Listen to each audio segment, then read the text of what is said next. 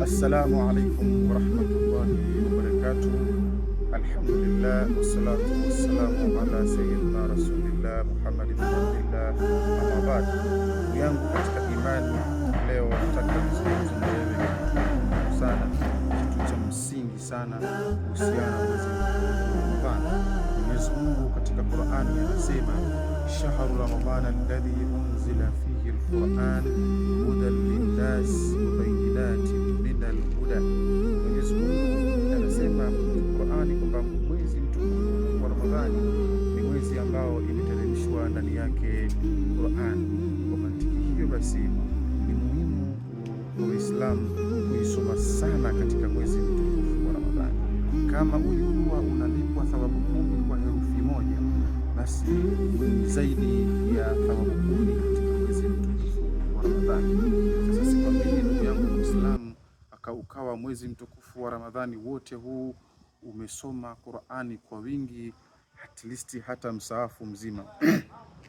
Wema waliotangulia walikuwa wanasoma Qur'ani kwa siku, mtu anasoma mashafu mzima, wengine siku 3 mashafu nzima, wengine siku 5 mpaka 6 mpaka wiki moja. Lakini leo nataka nikupeni njia nyepesi kabisa ya kuweza kuisoma Qur'ani katika mtindo ambao hautakusumbua, kwa sababu sisi leo tumekuwa ni watu wenye shughuli nyingi. Kwa hiyo nitakupeni njia nzuri. Nenda katika msahafu wako, angalia kutoka juzuu moja mpaka juzuu nyingine, utakuta kuna peji 10, yani ukurasa 10.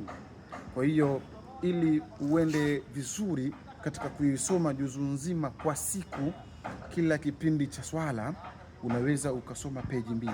Yani baada ya salati dhuhuri soma peji 2, baada ya salati al-asri soma peji 2, baada ya swala ya maghribi kama utakuwa na wasaa huo soma peji 2, na baada ya isha soma peji 2, na kadhalika baada ya swala ya asubuhi soma peji 2. Ukimaliza peji 2 za swala ya asubuhi, wewe utakuwa umesoma juzu nzima.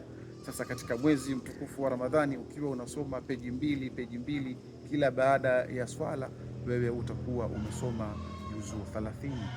Faida hii sikupite, malipo ni makubwa sana ndugu zangu Waislamu.